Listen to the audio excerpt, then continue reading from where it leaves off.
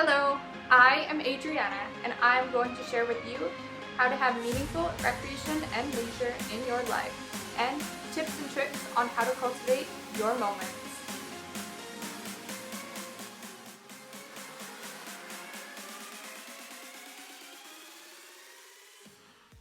Hello, Jenna. Hi, Hi, how are you doing today?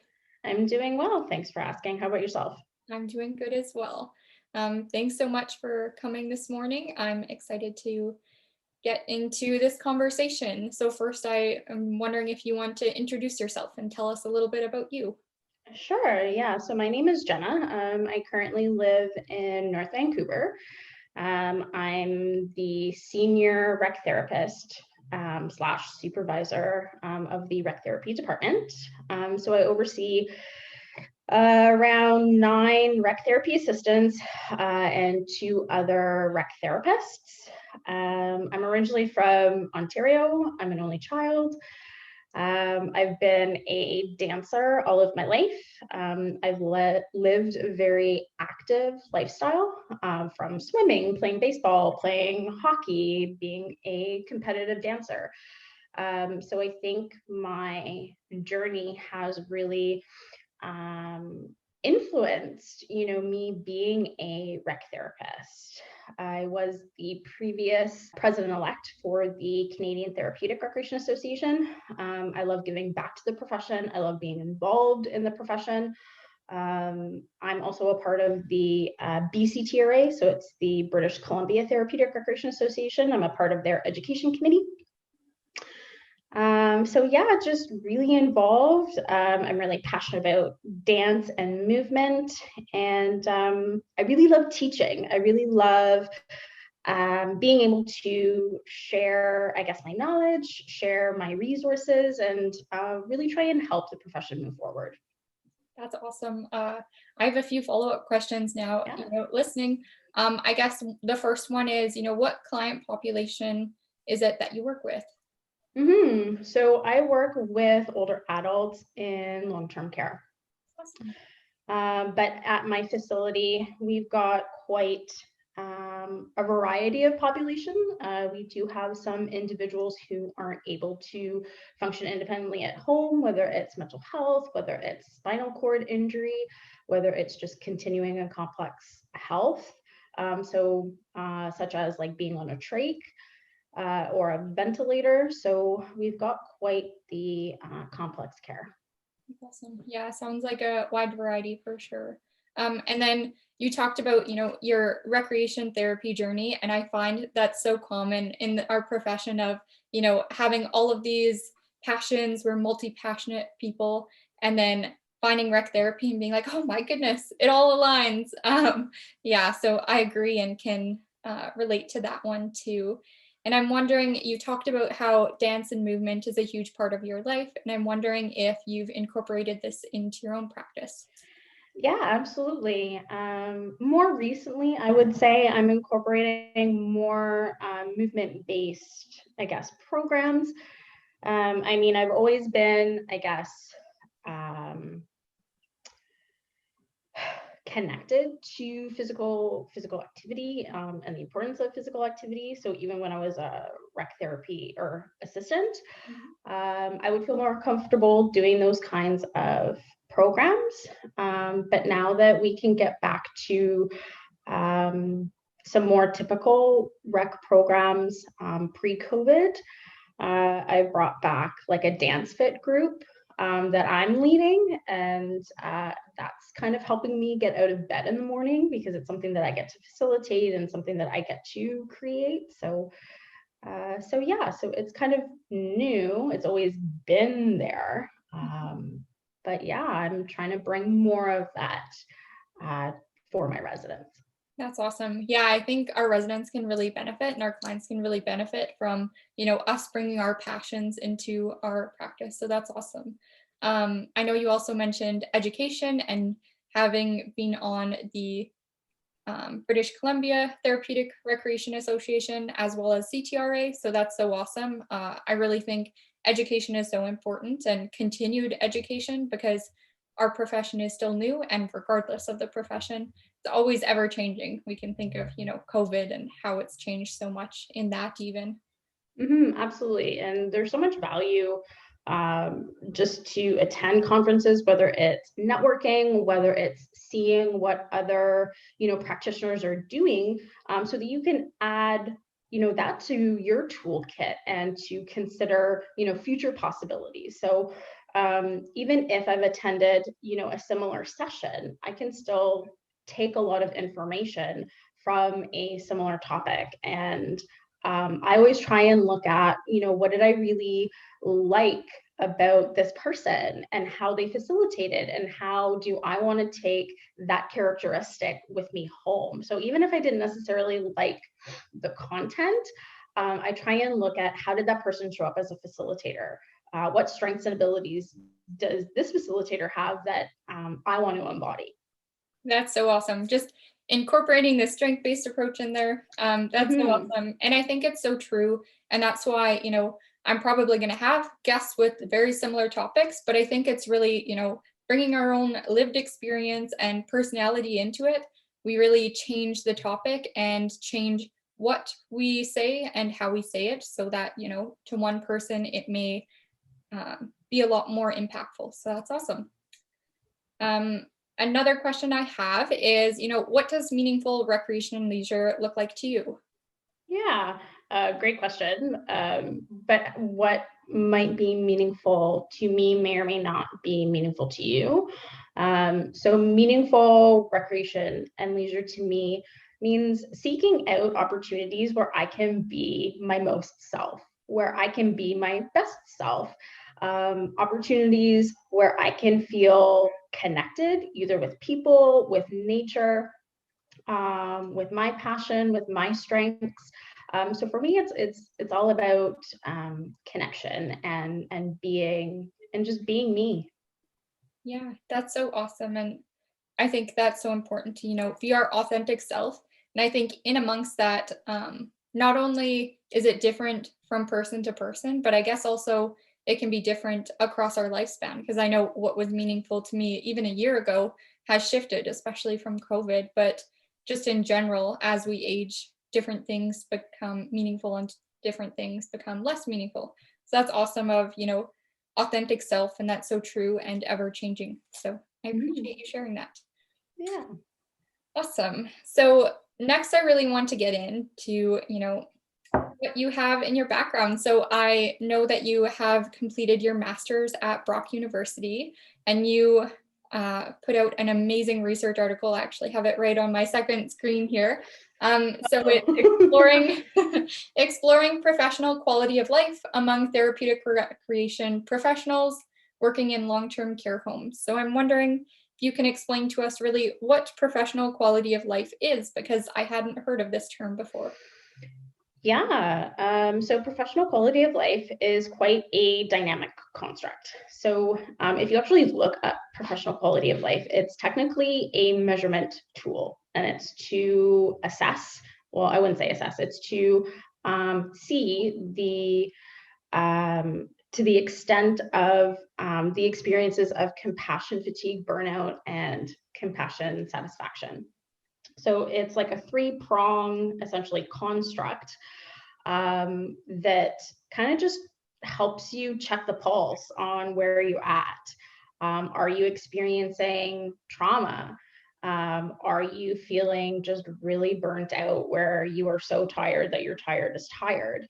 Or can you still experience meaning, joy at work? And so way back, in 2013, how I kind of got started on this topic came from my own experience. So my mom was diagnosed with stage 4 ovarian cancer, and I was working a full-time job. It was actually my first full-time job. I was covering a mat leave, and while my mom was in the hospital, similar conversations that I was having with my own residents just around death, dying, letting go is what I was starting to have with my own mom. And that scared me. And so I started taking on, my residents' energy. I started taking on my mom's energy, and I was not okay. I would make mistakes at work. I would not show up as my best self. I, had a short fuse. And so I decided to go back to the literature, and I'm like, okay, I love research. And so I'm like, okay, I'm gonna go back and I'm gonna try and teach myself, like, how can I be my own rec therapist? And so I really connected with burnout and compassion fatigue. And I'm like, yep, I am there, hands down. I don't even need to take this test. Like, I'm there. And so I felt a lot of shame, guilt. I'm not good enough, because I was a new grad. And I'm like, how can I not take care of myself? This doesn't make any sense. I studied, 4 years of this stuff. Like, why am I not implementing the strategies that I have learned throughout the course of the 4 years? And so when I went back to the literature, I'm like, oh my gosh, rec therapy isn't even talking about this. And so it actually made me mad that we weren't talking about this. And it was interesting because one of the very few articles on burnout and TR was from like 1998 or 1999. And I'm like, okay, I think it's time to resurrect this topic. And so once I started taking care of myself, and fortunately enough, like, my mom is a cancer survivor. I started picking up the pieces. I'm like, I want to talk about this. Like, I know that I'm not the only one who is struggling in my professional practice. And I want to be able to help other rec therapists who could be struggling, with either burnout or compassion fatigue.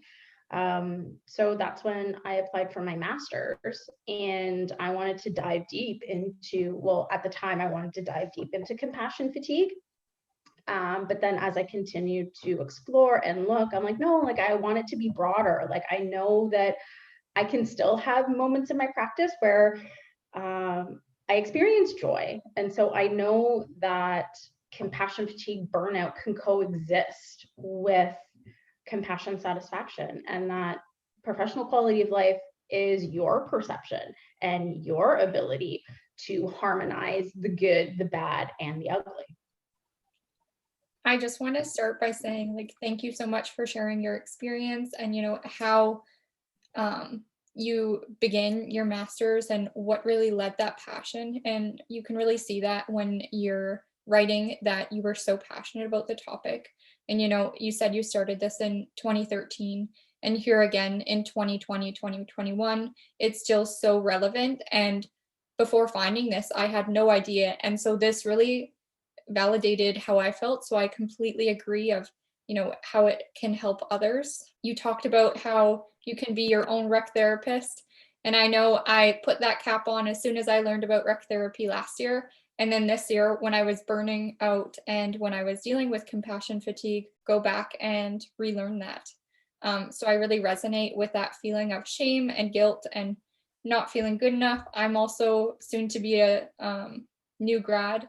And so going out in practicum, I was feeling those things and, questioning if, all of my education that I had got thus far was ready and relevant. And I really appreciate how, yeah, you focused on that broader aspect of, it is burnout and compassion fatigue, but we can still have, meaning and satisfaction. Mm-hmm. I guess a question that just popped up is, how did you initiate that becoming your own rec therapist, and how did you really identify your own needs? Because I know we have to identify our clients. Yeah. So way back when, like back in 2013, like, I was very fortunate that I was seeing a personal trainer at that time. And so I really relied on leisure and recreation, to help me through. What I do recognize, hindsight 2020, is how much I didn't access my social capital, or my social resources. And I tried to do it and fight it alone.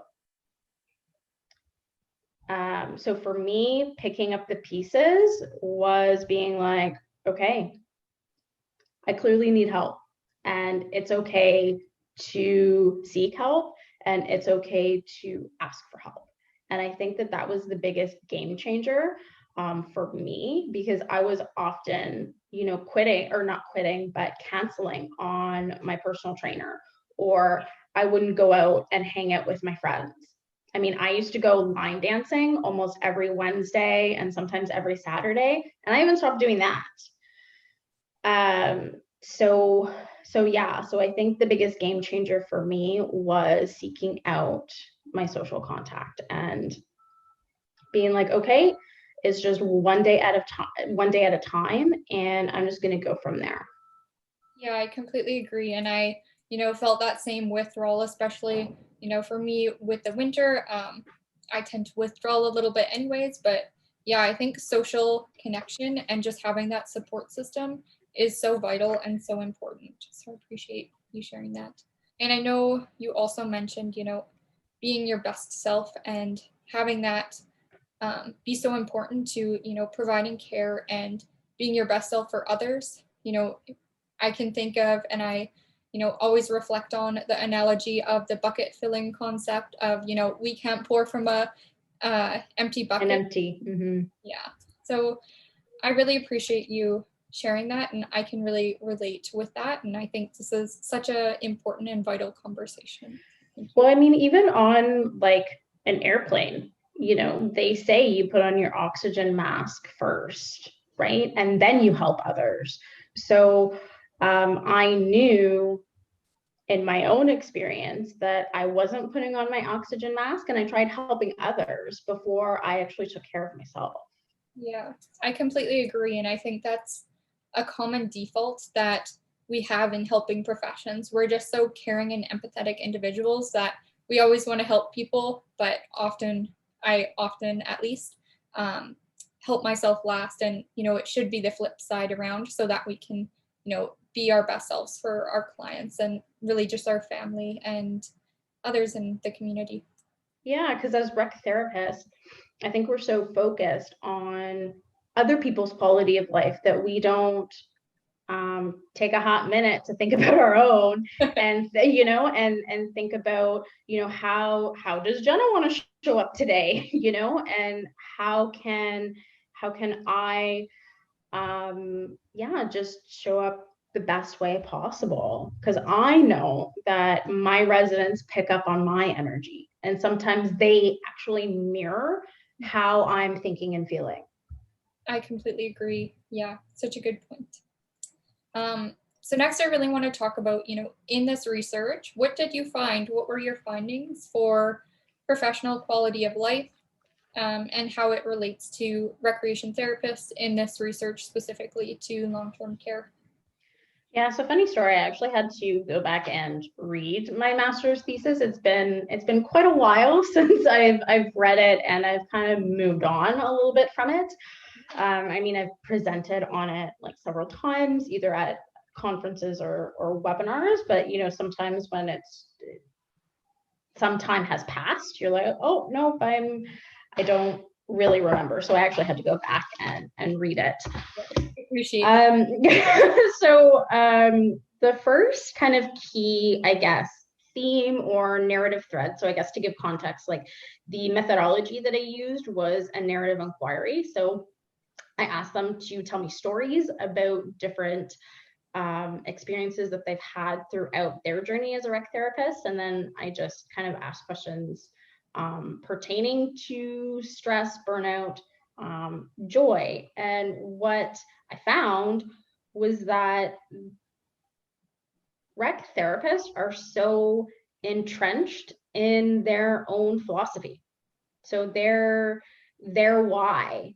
And it is when they see and hear and notice the value that they bring every day is what gives them the most satisfaction. And so that's why I kind of, I guess I labeled it, or one of my key findings was experiences of moments that fueled their soul and it ignited tear spirit.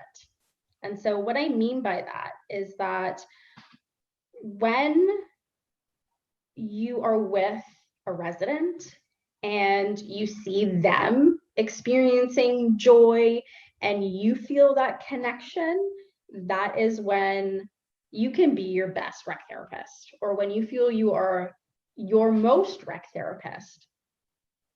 And so I really believe that rec therapy is kind of moving into this idea that it is more than just relationship-centered care. It is more than just person-centered care. It's spiritual-centered care, because we are in alignment with our values. We're in alignment with our purpose.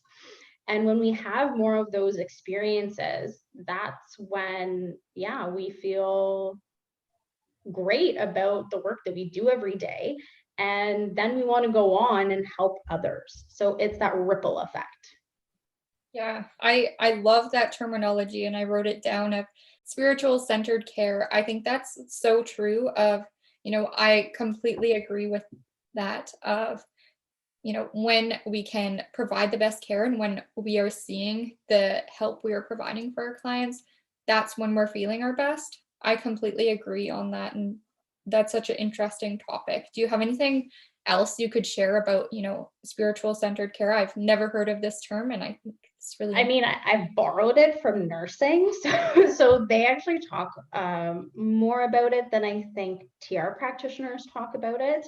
But there is a lot of research around, building spirituality into the workplace. So when you have, like collectively, when you are in alignment with even other people, like with your work colleagues, and you have that shared value system and you're committed to that vision, and it's not about you, it's about how you can serve others, and this notion of servant leadership. I think that's when cultures are more in that spiritual realm.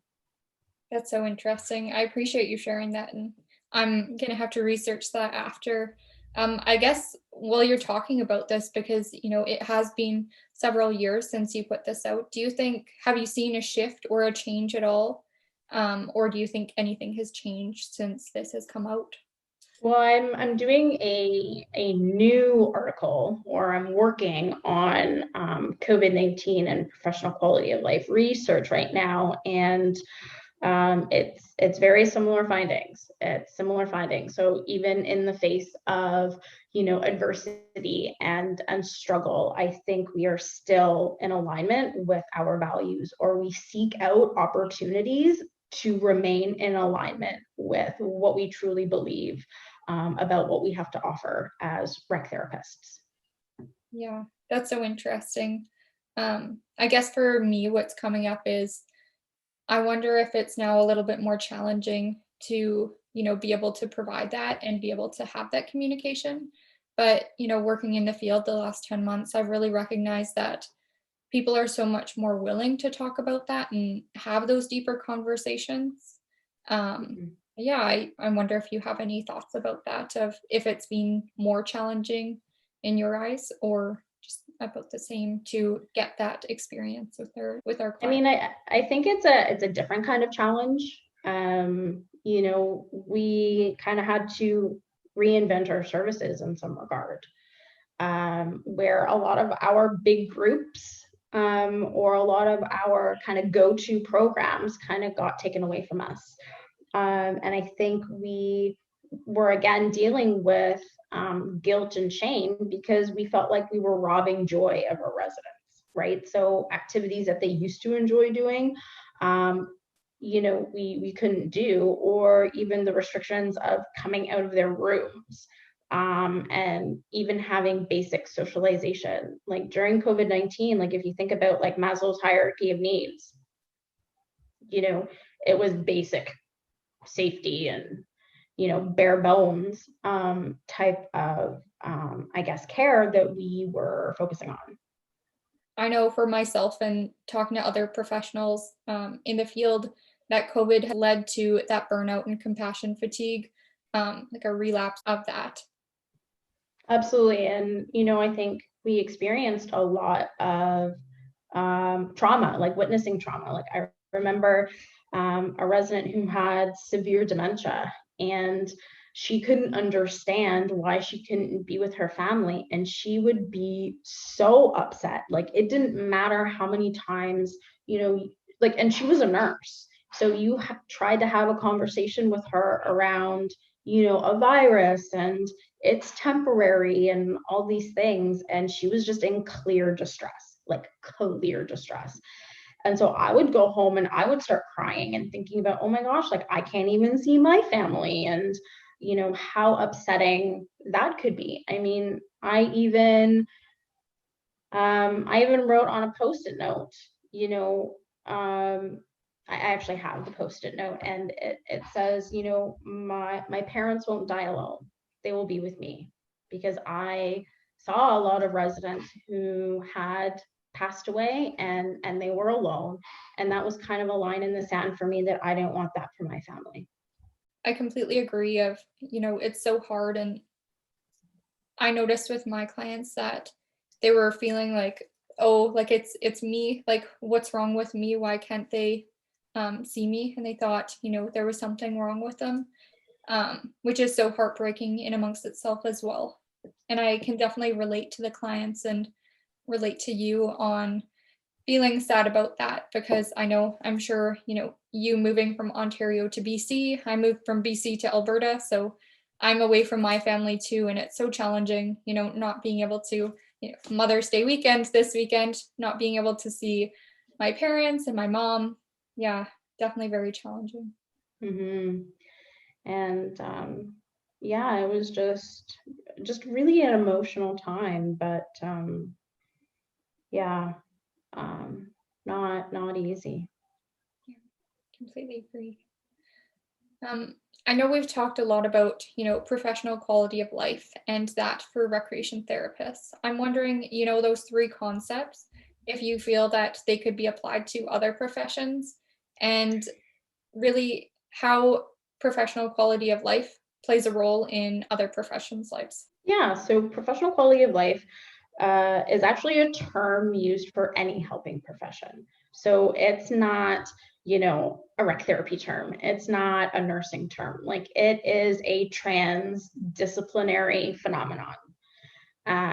Whether you are a firefighter, whether you are a police officer, whether you are a teacher, like any frontline staff, I think will experience moments of burnout, moments of compassion fatigue, and moments of compassion satisfaction.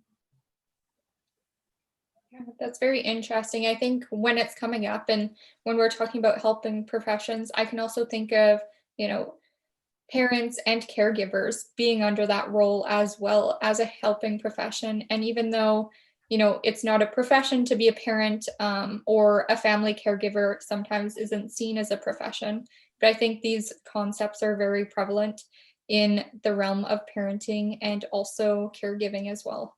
Absolutely. The next topic is really about going over professional quality of life versus just quality of life and how that changes. Well, I think they coexist. They're symbiotic.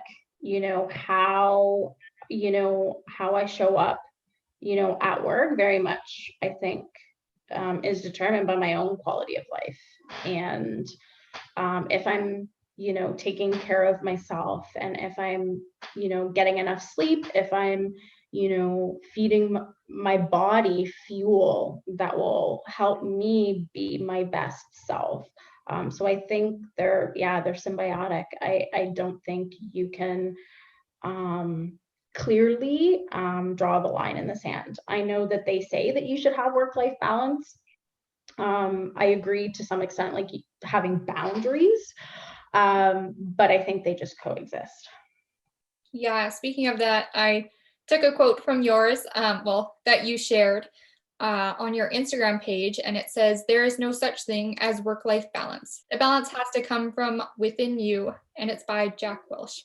And I completely agree. And before that, I always talked about work-life balance, and I completely agree that they really coexist. And if one's impacted, the other's going to be impacted. It's like a Mhm. cheetah scarf. It It's is.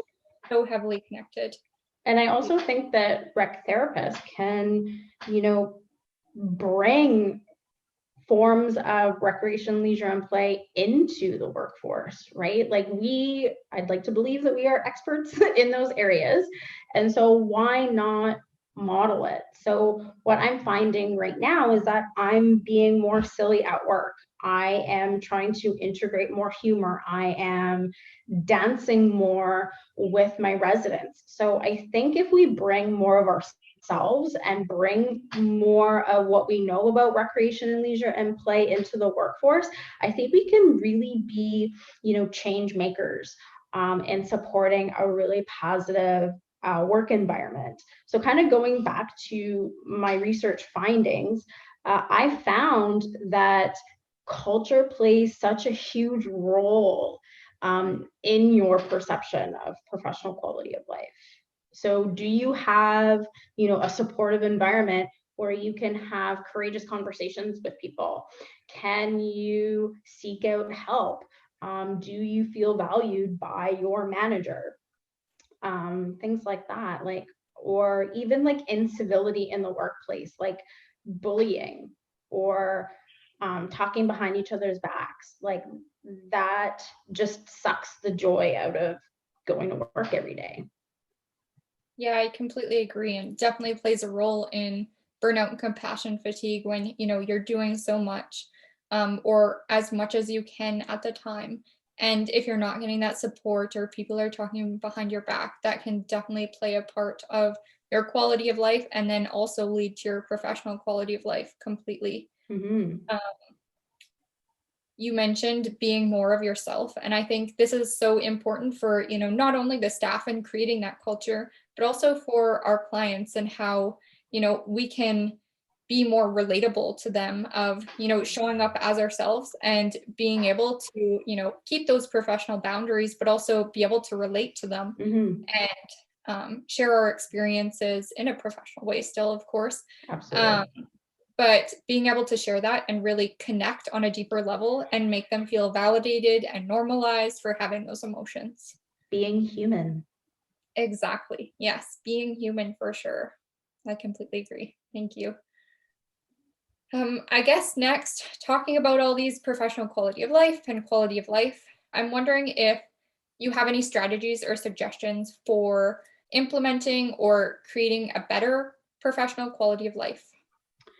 Well, I think it first starts with yourself. So kind of going back to that quote where it's an inside job. And don't forget that happiness is an inside job. You can't look to your manager to make you happy.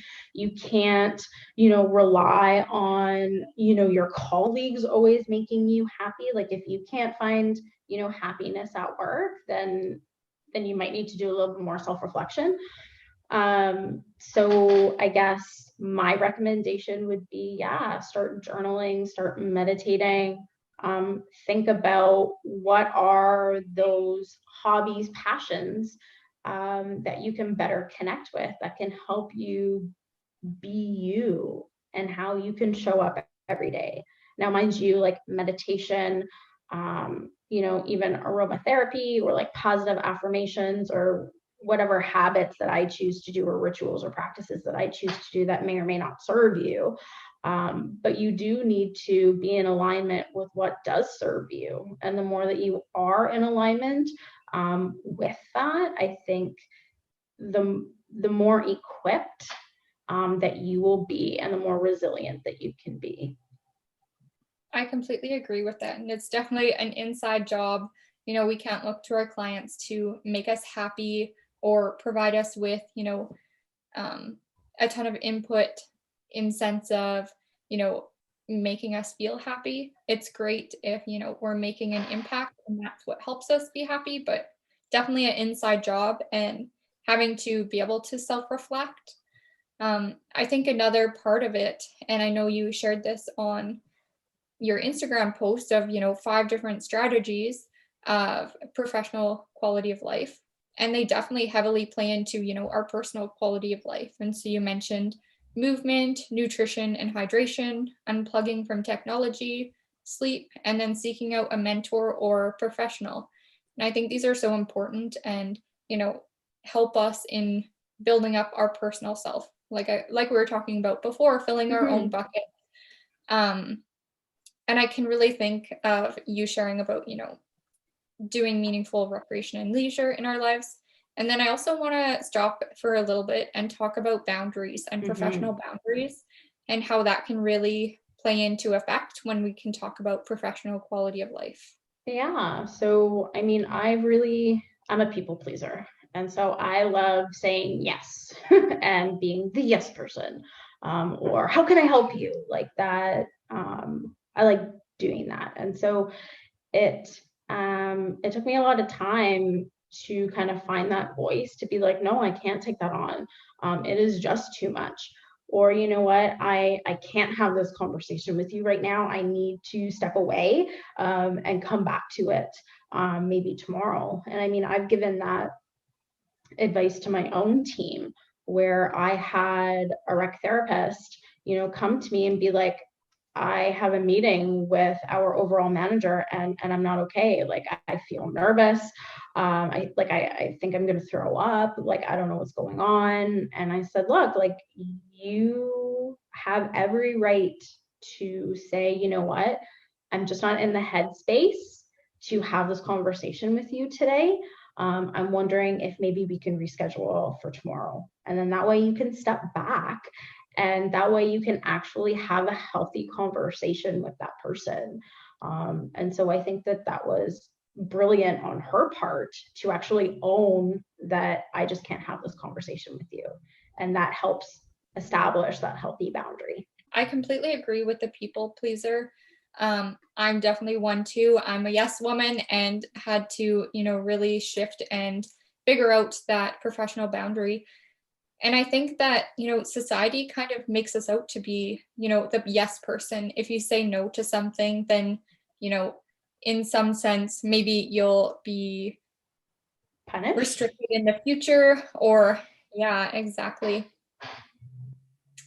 And I think this is such a big thing of, we need to make a culture. And you said that, you completely supported that, of making a culture where it's okay to say no to stuff and really having that sense of self-awareness of, hey, I've taken on too much. I actually need help. I can't do anymore. And that's such a hard thing to overcome and ask of people, but such an important thing for sure. Yes. And now I know that you've mentioned your new article that you're working on for COVID. And you did mention, how very similar research that you're finding and how it's still very prevalent and important. And I'm wondering how COVID has impacted your quality of life and professional quality of life, and, how you've seen that in the workplace of others as well. Yeah, I mean, I'm really excited about this research. I mean, it was I guess conducted during the first wave. And so it was quite interesting to read their comments just around, what they found most stressful, where they found their most joy. I'm actually presenting this information at the Canadian Congress on Leisure Research. So I don't want to share too much because I'm saving it for that presentation. But what I can say is that leisure is a strength. It's a strength within itself. And I think rec therapists knew that we had to go back to our roots. We had to go back to our roots of recreation and habits and starting small and, finding those routines that helped support our well-being, and that it wasn't about, crazy, audacious experiences. Like, we had to go back to bare basics and find joy in the small things, like moments with our family, like a nice walk outside and actually leaving our house. Very exciting. Or I got really excited when I got to go to my first happy hour with a friend and see my friend who I haven't seen in a really long time. So I think we really focused in on experiencing joy within the small moments. Yeah, like you said, when you first created the research of, going back to our foundations and what's really important to us in leisure, I think, it's brought a lot of gratitude for those small, what we may have thought of insignificant things before, and how important those are and how important social connections are. So Mhm. I can definitely see that showing up in my own life too. Yeah. And I'll have to link. Do you know if that conference is available to the public for us to listen to? I think you have to be a member, but you might be able to find the program on their website. Very interesting. Yeah, I'm excited to hear about your new research, and I'm sure it'll be so relevant and really, I'm sure there'll be lots of things that transfer over, but with that COVID lens, um, people are going to be so interested in reading it. And I know for myself, I'm excited to have that literature out there because sometimes we don't get that literature. Just to kind of give a little bit more context, like it was quite a large study, and I didn't do it alone. Like I did do it in partnership with Dr. Rebecca Janot. And so it was conducted through the University of Regina. Like that's where we sought ethical clearance. And so we were looking at, perceptions around the impact on resident engagement. And we were trying to look at practice changes, how we had to adapt or change or modify our leisure experiences. And then we embedded questions around, professional quality of life. So it was quite a large study, and we do have a lot of data. So we are seeking publication at different journals, and looking to present at different conferences because we think that it's an important topic. And this time last year when I was on the board for CTRA, like I was like, okay, it's time as rec therapists, we need to, bang our pots and pans. I want the government to know that we exist. Like we should be the front runners to support, healthy, active living, and how can we help people overcome the barriers that COVID-19 has brought on. So I was in this like advocacy lens, and I'm like, yeah, like let's advocate, like let's move forward, let's connect with other professions, and let's band together to support the people that we serve. But how can we support each other as rec therapists? Yeah, I completely agree. And that just excites me so much more of learning about how it's such a broad research, or not broad, but It's has larger. lots of Yeah, content. yeah. Yeah. It's not Um, just professional quality of life. Yeah. yeah, very interesting. And I think one thing that is positive that's come out of COVID is people really recognize how important recreation and leisure is.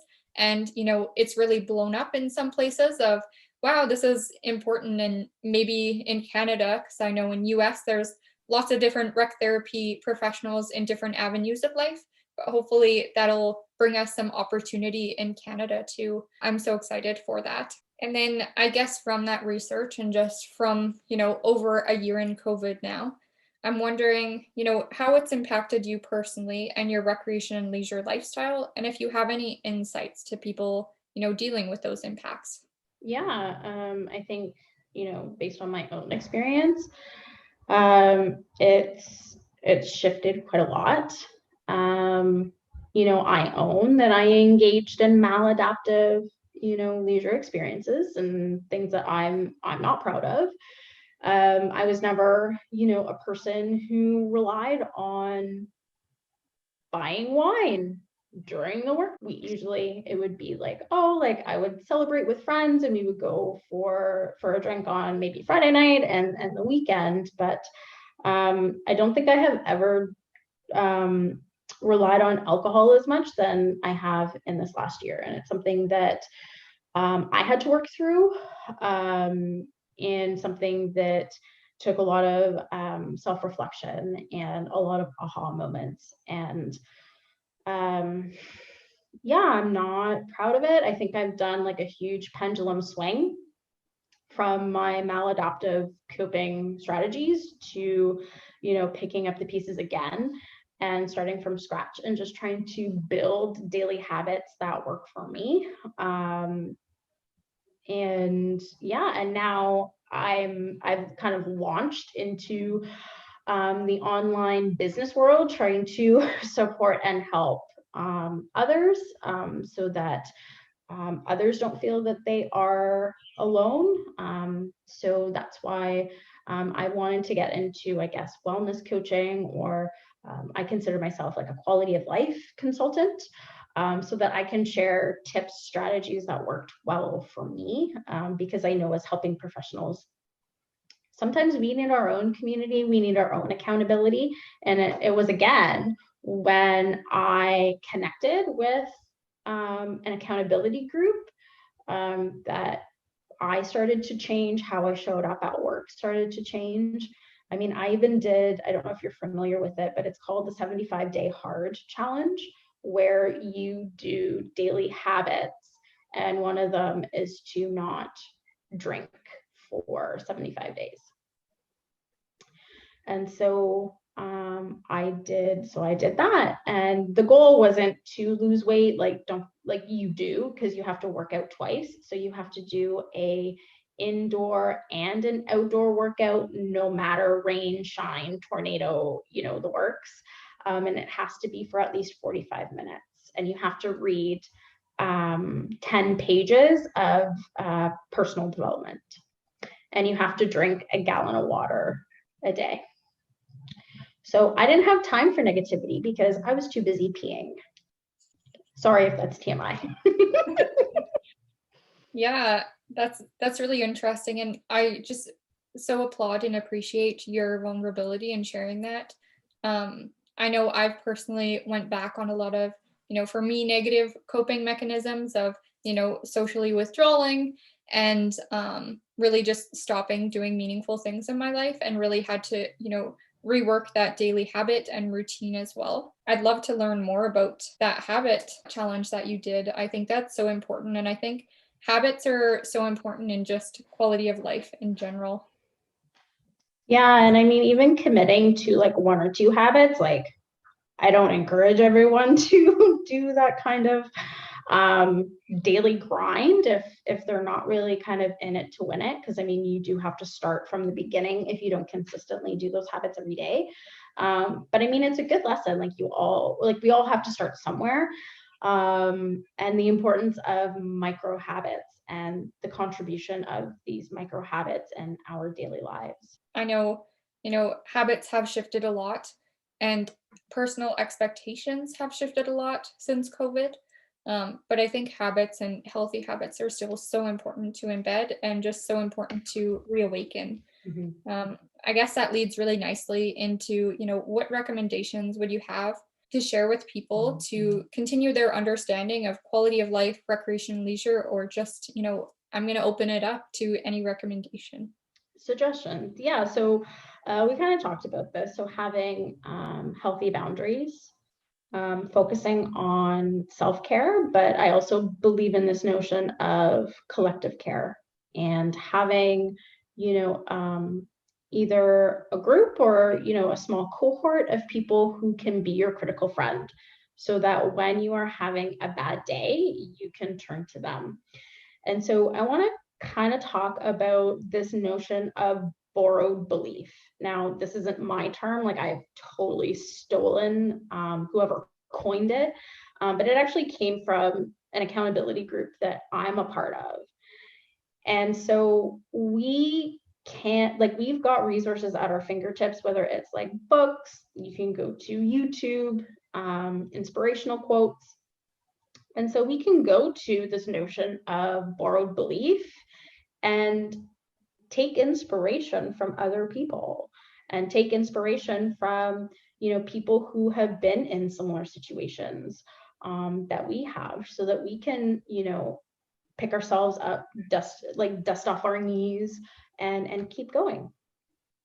Yeah, that's so interesting, and I think it's so important to, have that peer support group and, have that, as you mentioned before, that tribe that you go to and you share those resources with. Because not only as rec therapists, but just as individuals, we have so many resources that, maybe we're doing personal self work and self help books and self care. But when we're able to, share that and discuss that with friends, that just creates that social connection and continues that um, normalization and validation of what we're going through, and Mhm. they can help us, like you said, go through those similar struggles. I appreciate you sharing that. And just to wrap up, I'm wondering, you mentioned that you're working on this research article, but I'm wondering if you have anything new you're working on and where people can find you at. Yeah, so I kind of mentioned that I'm trying to break into the health and wellness I guess market, and be a quality of life consultant. So anyone who's kind of needing additional support and resources. I do have, or I'm privy to an online platform that can support nutrition, healthy active living, guided meditation, even like performance enhancements, things like that, to support their journey and their wellness and be a part of my accountability group. I'm working on like side projects at work, trying to bring drum fit, bring my dance group. We're bringing back like flower arranging and some of our tried and true programs now that we're easing restrictions. So I have my fingers in many pies right now. So That's awesome. And if anyone did want to reach out to you yeah. for that coaching, where could they find you at? So they can either email me at jenna.johnstone90@gmail.com, or you can seek me out on Instagram. So it's jenna.ljohnstone, I think is my handle, or they can find me on Facebook. So yeah. Awesome. I appreciate you sharing that. And I'm so excited to, see that research, see you grow continuously, and then also see that and have that resource as a quality of life coach. And I think it's such an important thing. And as rec therapists, we have so many of those transferable skills for that. So thank you so much for being on. This was such a pleasure and such an important and relevant conversation to have. So, yeah. Yeah, and I guess before I go, I just want to just kind of acknowledge any rec therapist or helping professional who is listening, and just acknowledge what you've gone through in the past year, and I want you to know that you are resilient, you can bounce back, and you are stronger than what you think. And so just remain connected to who you are and do your best to be in alignment with your why. And the more that you are in alignment with your why, you will be able to get out of bed. I completely agree. And thanks for having such a beautiful send off message. Yeah, absolutely.